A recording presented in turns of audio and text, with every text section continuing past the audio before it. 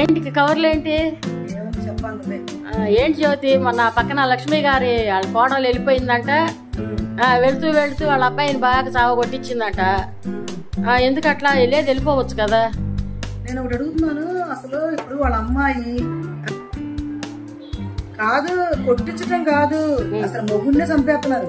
అవును అవును, మొగుడిని చంపేస్తున్నారంటే అసలు ఎంత పచ్చిపాపం. బ్రహ్మంగారి కాలజ్ఞానం చెప్పినట్టు ఆయన చెప్పినవి మొత్తం దొరుకుతున్నాయి. ఇవాళ ఒకప్పుడు మొగుడు తాగిపోతాడన్నా తిరిగిపోతాడన్నా సంసారాలు చేసేవాళ్ళు. రూపాయి తీసుకొచ్చినా కూడా సాలి చాలిపోయినా కూడా గుట్టు ఇలా పట్టుకొని సంసారం చేసుకొచ్చి బిడ్డలు పెంచుకొచ్చారు.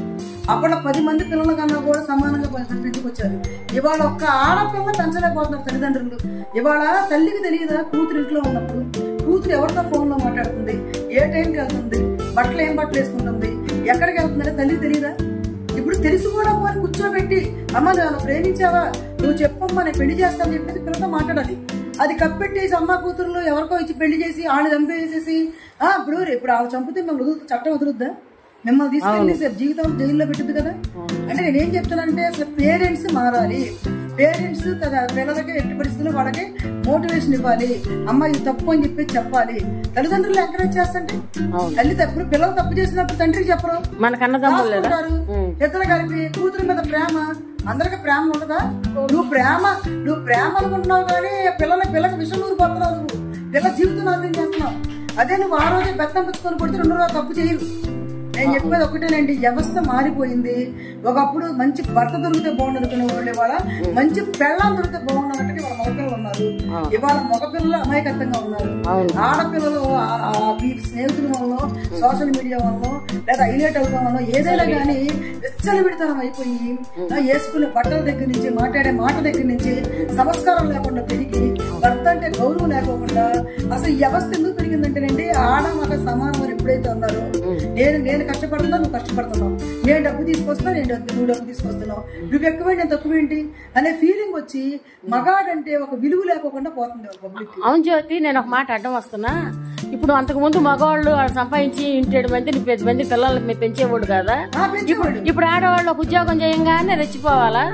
వాళ్ళకి ఏంటంటే నాకేంటి ఇంత పని, పెళ్ళైన కొత్తలో నువ్వు కావాలి, తర్వాత అవసరం డబ్బు కావాలి. కొన్నాళ్ళే డబ్బు అనేది నువ్వు అసలు ఏం చేసుకుంటావు? బతకటానికి తింటాకి ఉంటాకి సరిపోదా నీకు?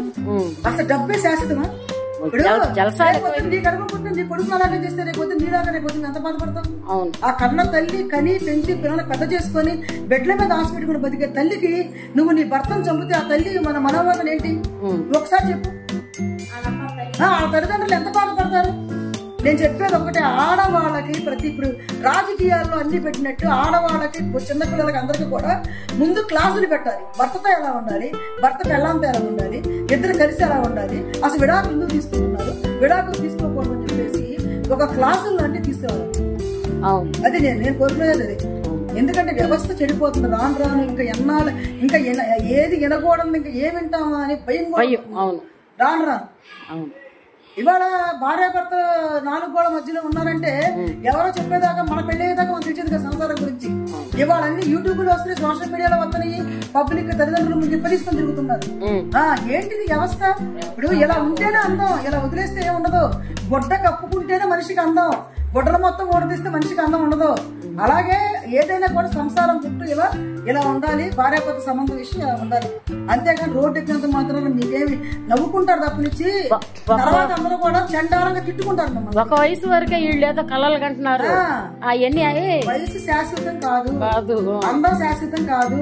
వయసు పెరిగే కొద్దీ అందం కదుగుద్ది. కావాల్సింది మనసు మనిషి. ఎప్పుడైతే భర్తకి భార్య, భార్యకి భర్త వినిపించుకొని బతుకుతారో సంసారం ముందుకెళ్ళుద్ది. మిమ్మల్ని చూసి ఇంకొకరు కూడా నీ పిల్లలు కూడా రేపు పొద్దున అలా ఉంటారు. నువ్వే చండంగా తయారైతే మీ పిల్లలు అంతకన్నా చండాలంగా